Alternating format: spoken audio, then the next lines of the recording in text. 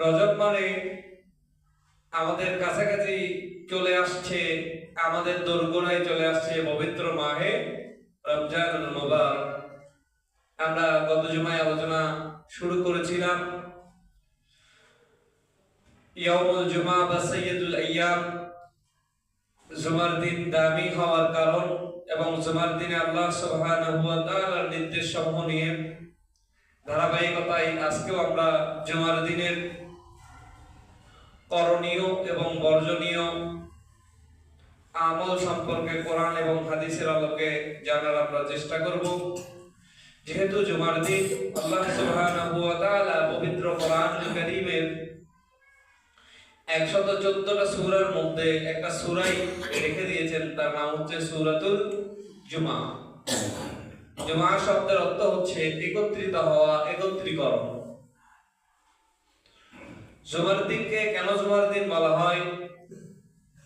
মুফাসসিরিনে কেরামগণ লিখেছেন, এদিনেই আল্লাহ সুবহানাহু ওয়া তাআলা সাইয়েদনা আদম আলাইহিস সালামের দেহ মুবারক তৈরি করার জন্য, বানানোর জন্য আল্লাহ সুবহানাহু ওয়া তাআলা পৃথিবীর বিভিন্ন জায়গা থেকে মাটিগুলো একত্রিত করেছিলেন, জমা করেছিলেন। এই কারণে এই দিনটাকে জুমার দিন বলা হয়। জুমা শব্দের অর্থ একত্রীকরণ। এই দিনে অন্যান্য দিনের তুলনায় মুসল্লিরা জুমার সময়ে, জুমার নামাজের সময়ে মসজিদে একত্রিত হয় অন্যান্য দিনের তুলনায় বেশি, এবং দীর্ঘক্ষণ কোরআন হাদিসের কথা খুতবা শুনে অন্যান্য দিনের তুলনায় বেশি ইবাদত বন্দেগী করে থাকে। এই জুমার দিনের অনেক ফজিলত এবং গুরুত্ব আল্লাহ রাসূল সাল্লাল্লাহু আলাইহি সাল্লাম হাদিসের মধ্যে দিয়েছেন। নবীজি সাল্লাল্লাহু আলাইহি সাল্লাম একটা হাদিসের মধ্যে বলেন, মানুষদেরকে অবশ্যই জুমার সালাত, জুমার নামাজ পরিত্যাগ করা থেকে বিরত থাকতে হবে, পরিত্যাগ করার অভ্যাস থেকে বের হয়ে আসতে হবে। কেননা যে ব্যক্তি ইচ্ছাকৃতভাবে জুমার নামাজ ছেড়ে দিয়ে জুমার নামাজের পরিবর্তে জোহরের নামাজ আদায় করার চেষ্টা করে, আল্লাহ সুবহানাহু ওয়া তাআলা তার অন্তরের মধ্যে, তার কলবের মধ্যে মোহর মেরে দেন। মোহর মেরে দিয়ে আল্লাহ রাব্বুল আলামিন তাকে হেদায়েতের পথ থেকে, ইসলামের পথ থেকে আল্লাহ সুবহানাহু ওয়া তাআলা তাকে দূরে নিয়ে যাওয়ার চেষ্টা করেন, দূরে নিয়ে যান। সুতরাং নবীজি বলেন, শুধুমাত্র কেবলমাত্র অসুস্থ ব্যক্তি, ওজনহীন ব্যক্তি ছাড়া, মুসাফির ছাড়া, যাদের উপর জুমার নামাজ ওয়াজিব নয়, এরকম লোক ছাড়া কোন লোক যেন ইচ্ছাকৃতভাবে জুমার নামাজ কাজা না করে, জুমার নামাজ কাজা করে পরবর্তীতে জোহর নামাজ আদায় করে।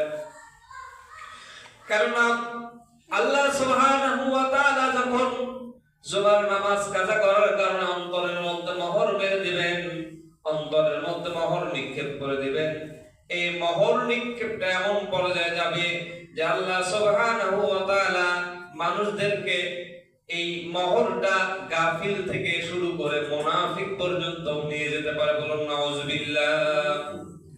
সহিহ মুসলিম শরীফের হাদিসের মধ্যে নবীজি এই ঘটনাটি বর্ণনা করেন, এই কথাটি বর্ণনা করেন। নবীজি আরো বলেছেন, যদি কোনো ব্যক্তি মান তাওয়াদ্দা ফা আহসানা উজুআকুম সুম্মা আতাল জুমআ ফাসতামাউ ওয়া আনসাতু গুফিরা লাহু মা বাইনাহু ওয়া বাইনাল জুমআ। নবীজি বলেন, যদি কোনো ব্যক্তি পবিত্র জুমার দিনে সুন্দর রূপে ওযু করে আগে ভাগে তাড়াতাড়ি মসজিদের মধ্যে প্রবেশ করে, মসজিদের মধ্যে উপস্থিত হয়ে ইমাম সাহেব যে খুতবা বলেন, যে বয়ান করেন, এই বয়ানগুলো নীরব মনোযোগ সহকারে শোনেন, কোনো কথা না বলেন, আল্লাহ সুবহানাহু ওয়া তাআলা ওই ব্যক্তির এক জুমা থেকে অন্য জুমা পর্যন্ত, পাশাপাশি আরো 3 দিন এক্সট্রা, সর্বমোট 10 দিনের যাবতীয় সগীরা ছোট ছোট গুনাহ সমূহ আল্লাহ সুবহানাহু ওয়া তাআলা মাফ করে দিবেন। বলেন সুবহানাল্লাহ। অন্য হাদিসের মধ্যে নবীজি সাল্লাল্লাহু আলাইহি সাল্লাম বলেন, জুমার নামাজে গমন করার জুমার নামাজে যাওয়ার জন্য, মসজিদে যাওয়ার জন্য যে ব্যক্তি গমন করে, পথ অতিক্রম করে, বাড়ি থেকে বের হয়ে মসজিদের দিকে অগ্রসর হয়, সে যেন জুমার নামাজ পড়তে মসজিদে আসে না, সে যেন নবী সাল্লাল্লাহু আলাইহি সাল্লামের সঙ্গে জিহাদের ময়দানে অংশগ্রহণ করে। বলুন সুবহানাল্লাহ। অর্থাৎ জিহাদের ময়দানে অবস্থান গ্রহণ করলে, জিহাদ করলে যেরকম সওয়াব, জুমার নামাজে আসলে আল্লাহ সুবহানাহু ওয়া তাআলা এরকম সওয়াব দেবেন। এক হাদিসের মধ্যে নবীজি সাল্লাল্লাহু আলাইহি সাল্লামের এক সাহাবী বর্ণনা করেন, একজন তাবেঈ ইয়াজিদ ইবনে আবি মারইয়াম বলেন, আমি একদিন হেঁটে হেঁটে জুমার নামাজের দিকে যাচ্ছিলাম, মসজিদের দিকে অগ্রসর হচ্ছিলাম। এমত অবস্থায় তাবেঈ আবা ইবনে রিফা আমার কাছে এসে বললেন, আপনি সুসংবাদ গ্রহণ করেন, আপনি সুসংবাদ গ্রহণ করেন, আপনার এই পদক্ষেপগুলি আল্লাহ তাআলার রাস্তায়। আমি সাহাবী আবু আস রাদিয়াল্লাহু তাআলা আনহুকে বলতে শুনেছি, রাসূলুল্লাহ সাল্লাল্লাহু আলাইহি সাল্লাম বলেন, মান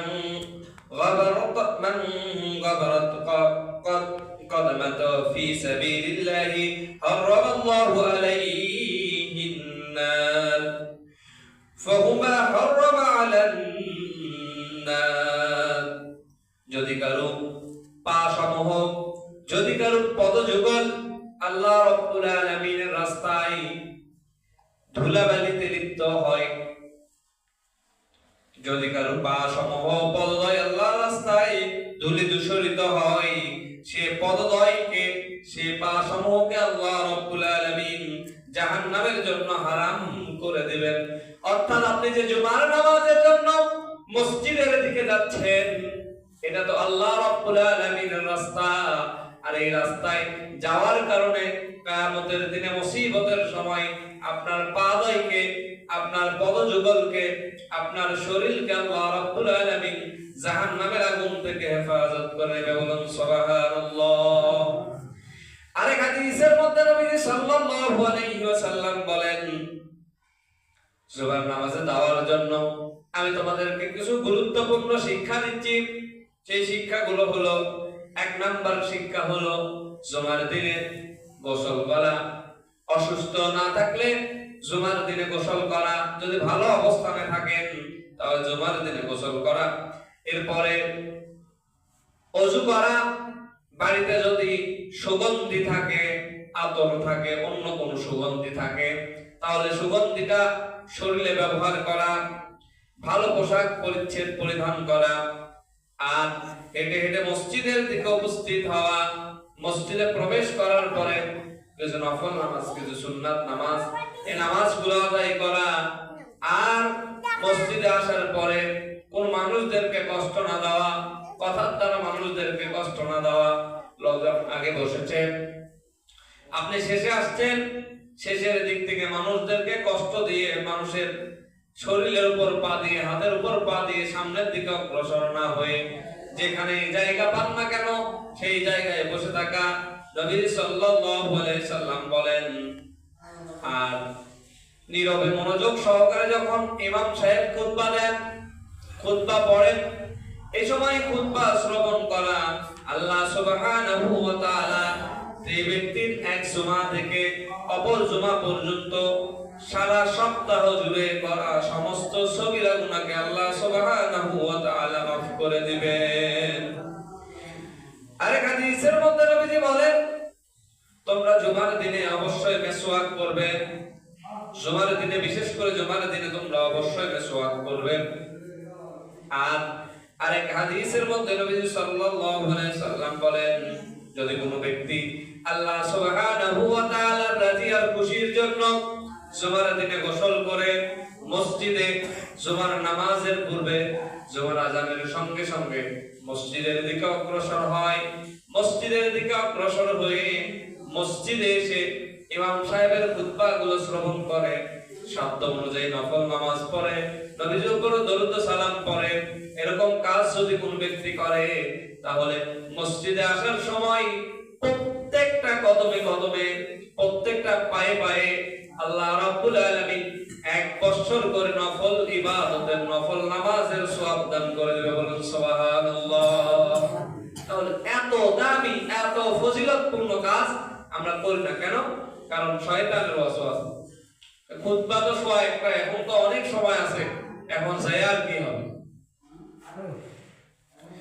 হাদিসের মধ্যে নবী সাল্লাল্লাহু আলাইহি সাল্লাম বলেন, যে ব্যক্তি জুমার দিনে গোসল করার পরে ফরজ গোসলের মতো করে গোসল করার পরে ওযু করে মসজিদের দিকে রওনা দেয়, রওনা দিয়ে সর্বপ্রথম মসজিদের মধ্যে প্রবেশ করে, আল্লাহ সুবহানাহু ওয়া তাআলা তাকে একটা উট কুরবানি করলে যে পরিমাণ সওয়াব হয়, এই সওয়াব আল্লাহ রাব্বুল আলামিন তার আমলনামার মধ্যে দান করে দিবেন। দ্বিতীয় যে ব্যক্তি মসজিদের মধ্যে প্রবেশ করে জুমার দিনে, একটা গরু কুরবানি করলে যে পরিমাণ সওয়াব হয়, এই সওয়াব আল্লাহ রাব্বুল আলামিন তার আমলনামায় দান করবেন। আর যে ব্যক্তি দ্বিতীয়তে প্রবেশ করে, সে যেন একটা 2 শিংওয়ালা উৎকৃষ্ট মানের দুম্বা বা ভেড়া, এটা কুরবানি দিলে যে পরিমাণ সওয়াব হয়, আল্লাহ রাব্বুল আলামিন এই কবুল কুরবানির সওয়াব তার আমলনামায় দিবেন। চতুর্থ পর্যায়ে যে ব্যক্তি প্রবেশ করবে, সে যেন একটা মুরগি কুরবানি দেওয়ার, মুরগি দান করে দেওয়ার সওয়াব পায়। আর এরকম করতে করতে ইমাম সাহেব খুতবা শুরু করার আগ পর্যন্ত যত মুসল্লি আসবে, এই মুসল্লিগুলো একটা করে ডিম সদকা করার সমপরিমাণ সওয়াব পাবেন। আর কখন থেকে সওয়াব বন্ধ হয়ে যায়? সওয়াব বন্ধ হয়ে যায় যখন ইমাম সাহেব খুতবা দেওয়ার জন্য মিহরাবে ওঠেন, মুয়াজ্জিন সাহেব আযান দেন, ফেরেশতাগুলো খাতার কলম বন্ধ করে ফেরেশতাগুলো তখন বসে যান। যে ফেরেশতাগুলো প্রত্যেকটা মসজিদে মসজিদে আসেন, অবস্থান করেন, এই ফেরেশতাগুলো বসে যান। বসে যাওয়ার পরে ইমাম সাহেবের খুতবাগুলো তারা মনোযোগ সহকারে শ্রবণ করতে থাকে। আর যত মুসল্লি আসুক না কেন, কোন মুসল্লির নাম ওই ফেরেশতাদের খাতায় আর থাকে না। অর্থাৎ আপনি জুমার নামাজ আদায় করলেন কি করলেন না, এর কোনো হিসাব ফেরেশতাদের খাতায় পর্যন্ত থাকেন না। এজন্য করে জুমার দিনে একটু আগে আগে আসা, জুমার দিনে মসজিদের মধ্যে একটু আগে আগে আসা। যদি আগে আগে আসা হয়, এই যে এতক্ষণ ধরে যে ফজিলতের কথাগুলো বললাম, এই ফজিলতগুলো মানুষের জন্য অর্জন হয় কেন? কারণ হলো আমরা তো মানুষ, সারা জীবন অনেক কিছু শোনার পরে ভুলে যাই। প্রত্যেকটা জুমায় খতিব সাহেব, ইমাম সাহেব যে কথাগুলো বলেন, এই কথাগুলো থেকে যদি আমরা কিছু আমল করতে পারি, এই কথাগুলো থেকে যদি আমরা কোনো উপকৃত হতে পারি, আমাদের জানা জিনিস আমলের জন্য আমরা যদি কিছু কিছু করে আমল করতে পারি, তাহলে আল্লাহ সুবহানাহু ওয়া তাআলা যে উদ্দেশ্য নিয়ে আমাদেরকে তৈরি করেছেন, যে উদ্দেশ্য নিয়ে আমাদেরকে বানিয়েছেন, সে উদ্দেশ্য সফল হয়ে যাবে। আর আমরাও আল্লাহ রাব্বুল আলামিনের চিরস্থায়ী জান্নাতের দিকে ধাবিত হব। আল্লাহ রাসূল সাল্লাল্লাহু আলাইহি সাল্লাম এরকম জুমার খুতবা দিতেন, সাহাবায়ে কেরাম আসতেন। যদি কোনো সাহাবায়ে কেরাম আসতে দেরি করতেন, তাহলে তাদেরকে ডেকে ডেকে জিজ্ঞেস করতেন, কি কারণে তোমার দেরি হলো, কি কারণে তোমার দেরি হলো। একবার খলিফাতুল মুসলিমিন হযরত ওমর রাদিয়াল্লাহু তাআলা আনহু মসজিদের মধ্যে জুমার খুতবা দিচ্ছেন। এমত অবস্থায় হযরত উসমান রাদিয়াল্লাহু তাআলা আনহু মসজিদের মধ্যে প্রবেশ করলেন একবারে শেষের দিকে। হযরত উসমান রাদিয়াল্লাহু তাআলা আনহুকে ডেকে ডেকে জিজ্ঞেস করলেন, উসমান তোমার এত দেরি হলো কেন? হযরত উসমান রাদিয়াল্লাহু তাআলা আনহু বললেন, নামাজের পর, আযানের পরে আমি ওযু করে মসজিদের দিকে অগ্রসর হয়েছি, আমার কিছু জরুরি কাজের কারণে একটু দেরি হয়ে গিয়েছে।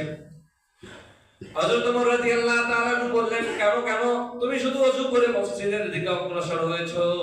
অথচ নবীজি সাল্লাল্লাহু আলাইহি সাল্লাম তো জুমার দিনে আমাদেরকে গোসল করে ওযু করে মসজিদে আসার নির্দেশ প্রদান করেছেন, গোসল করার নির্দেশ প্রদান করেছেন।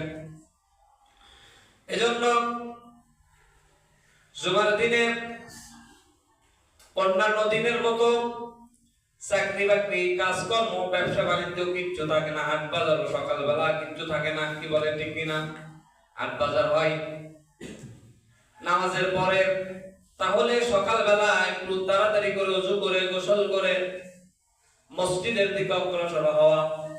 বছরে ঈদুল আজহার দিনে আমাদের যাদের সামর্থ্য আছে আমরা একটা করে কুরবানি দিই, অথবা 2-3 জন 4 জন 5 জন 7 জনে ভাগে একটা করে গরু দিই। কি বলেন ঠিক কিনা? গরু আর ছাগল এই দুইটা জিনিস আমাদের মধ্যে খুব বেশি চলে।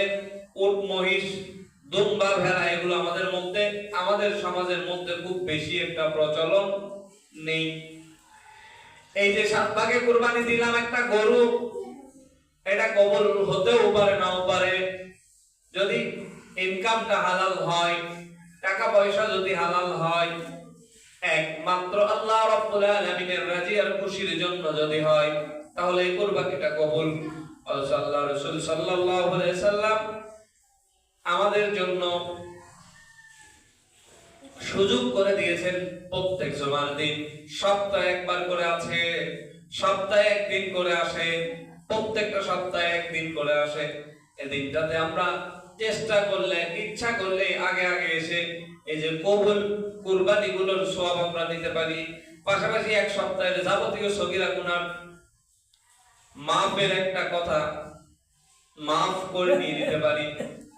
এজন্য করে জুমার দিনে আমাদের একটু আগে আগে আসা। আর জুমার দিনের আরেকটা বিশেষ ফজিলত হচ্ছে জুমার দিনে আল্লাহ রাব্বুল আলামিন দোয়া কবুল করেন। রাসূলুল্লাহ সাল্লাল্লাহু আলাইহি সাল্লাম বলেন, ইন্না ফি জুমআতি লা সাইআতু লা ইউফিকুহাল মুসলিমু ইয়াসআলুল্লাহ ফিহা খায়রু ইল্লা আ'তা ইয়াহু ক্বালা ওয়া হিয়া সাআতুল খাফিয়া। নবীজি বলেন, ইন্না ফি জুমআতি, ইন্না নিশ্চয়ই, ফি জুমআতি জুমার মধ্যে, লাসাআত সময় রয়েছে, লা ইউফিকুহা মুসলিমুন মুসলমানরা যদি কোনো মুসলমান ব্যক্তি ইয়াসআলুল্লাহ সাল করে, চায়, আল্লাহ সুবহানাহু ওয়া তাআলার কাছে চায়, ফিহি খায়রু ইল্লা আ'তা, যদি কোনো কিছু প্রার্থনা করে আল্লাহ রাব্বুল আলামিনের কাছে চাই, আর সে চাওয়াটা যদি হারাম চাওয়া না হয়, তাহলে কি হয়? ইল্লা আ'তা ইয়াহু ক্বালা ওয়া হিয়া সাআতুল খাফিয়া, তাহলে আল্লাহ রাব্বুল আলামিন তাকে এই জিনিসটা প্রদান করেন, এই চাওয়াটাকে আল্লাহ সুবহানাহু ওয়া তাআলা পূর্ণ করে দেন। বলেন সুবহানাল্লাহ। নবীজি বলেন, ওয়া হিয়া সাআতুল খাফিয়া, কিন্তু এই সময়টা জুমার দিনের যে সময়টাতে দোয়া কবুল হয়, এই সময়টা অত্যন্ত সংক্ষিপ্ত। কোন সময় দোয়া কবুল হয়? হাদিসের মধ্যে নবীজি সাল্লাল্লাহু আলাইহি সাল্লাম বলেন, কয়েকটা সময়, জুমার দিনের কয়েকটা সময় উল্লেখ করেছেন। প্রথম সময় হচ্ছে ইমাম সাহেব যখন খুতবা দেওয়ার জন্য মিহরাবের উপর অবস্থান করেন, একটা খুতবা হয়ে গিয়েছে, আরেকটা খুতবা হবে, মাঝখানের যে সময়টা, এই সময়টাতে দোয়া কবুল হয়। আরেকটা সময়ের কথা বলা হয়েছে, জুমার দিন আসরের নামাজের পরে সূর্যাস্তের পূর্বে একটা সময় রয়েছে, সংক্ষিপ্ত একটা সময়। এই সময়ে যদি কোনো ব্যক্তি আল্লাহ রাব্বুল আলামিনের কাছে কোনো ভালো জিনিস, হারাম নয় এরকম জিনিস আল্লাহ রাব্বুল আলামিনের কাছে চান, তাহলে আল্লাহ সুবহানাহু ওয়া তাআলা তার দোয়া কবুল করে নেন, তার চাওয়া পাওয়াকে আল্লাহ রাব্বুল আলামিন কবুল করে নেন। এজন্য জুমার দিনকে লক্ষ্য রেখে, জুমার দিনকে লক্ষ্য করে যে আমলগুলো আমাদের করণীয়, সে আমল সমূহের মধ্যে প্রথম আমল হচ্ছে জুমার দিনে একটু সকাল সকালে গোসল করে আযানের সঙ্গে সঙ্গে মসজিদের দিকে অগ্রসর হওয়া, মসজিদের দিকে আসা।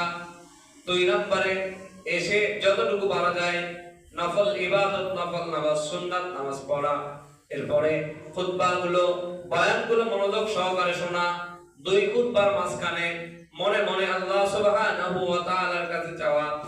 এরপরে আসরের নামাজ থেকে মাগরিবের নামাজের পর, মাগরিবের আগ পর্যন্ত সময়টাতে নবীজি সাল্লাল্লাহু আলাইহি সাল্লামের উপর বেশি বেশি দরুদ ও সালাম পড়া, এবং ওই সময়টাতে আপনার যা চাওয়া, আপনার লেখাপড়া আছে, চাকরি হচ্ছে না, চাকরির জন্য চান, আপনার ব্যবসায় বারাকা নেই, ব্যবসায় বরকত নেই, ওই সময়টাতে ব্যবসায় চান। চাকরি করেন, চাকরির মধ্যে সমস্যায় আছেন, বিভিন্ন ধরনের পেশানি বসের জ্বালানো, আপনার সুপ্রিয়র যিনি আছেন তার জ্বালানো, অথবা আপনার সাবঅর্ডিনেটরা আপনার কথাবার্তা শোনে না, আল্লাহ রাব্বুল আলামিনের কাছে সময় চান। আপনি কৃষি কাজ করেন, সবকিছু করছেন, কিন্তু কৃষিতে আপনি সফলতার সঙ্গে ফসলের বরকত পাচ্ছেন না, ফসলগুলো ভালোভাবে হচ্ছে না, অভাব অনটন লেগেই থাকে, অভাব অনটন যায় না। এই সময়গুলো আল্লাহ সুবহানাহু ওয়া তাআলার কাছে চান। যদি আপনি ব্যবসা বাণিজ্য করেন, দোকানপাট করেন, পাশের দোকানের বেচা বিক্রি ভালো, আপনার বেচা বিক্রি নেই, আপনি আল্লাহ রাব্বুল আলামিনের কাছে এই সময়গুলো চান, নিশ্চয় আল্লাহ সুবহানাহু ওয়া তাআলা এই চাওয়াগুলো কবুল আর মঞ্জুর করে নেবেন। আপনার সন্তান নেই, আপনি কেন পীরের পায়ে যে সিজদা করেন, মাজারে যে পড়ে আছেন? যে ব্যক্তি চলে গিয়েছেন তার কোনো ক্ষমতা নেই আপনাকে কোনো কিছু দিবেন। যদি আল্লাহ সুবহানাহু ওয়া তাআলা না দেন, তাহলে ওই ব্যক্তির কাছে না যেয়ে, মাজারে না যেয়ে আপনি আল্লাহ রাব্বুল আলামিনের কাছে এই সময়গুলোতে যান। আপনি রাতে ওঠেন, তাহাজ্জুদে ওঠেন, উঠে আল্লাহ রাব্বুল আলামিনের কাছে যান। আপনার যে অভাব অনটন, চাওয়া পাওয়া, সন্তান নেই, ছেলে মেয়ে উপযুক্ত, বিবাহের বয়স হয়েছে, বিবাহ দিতে পারছেন না, আপনি আল্লাহ রাব্বুল আলামিনের কাছে যান। আপনি অসুস্থ, ডাক্তার ফেরত দিয়েছে, হচ্ছে না, ঔষধ পাতি খাচ্ছেন, কাজ হচ্ছে না, এই সময়গুলোতে যান, আল্লাহ রাব্বুল আলামিন নিশ্চয় দিয়ে দিবেন। মানুষের স্বভাব হলো, একটা মানুষের সঙ্গে আপনার যত ভালো সম্পর্কই থাকুক না কেন, আপনি যদি কয়েকবার কোনো কিছু চান, তাহলে লোকটা আস্তে আস্তে বিরক্ত হয়ে যায়, সম্পর্কটাকে দূরে নিয়ে যাওয়ার চেষ্টা করে।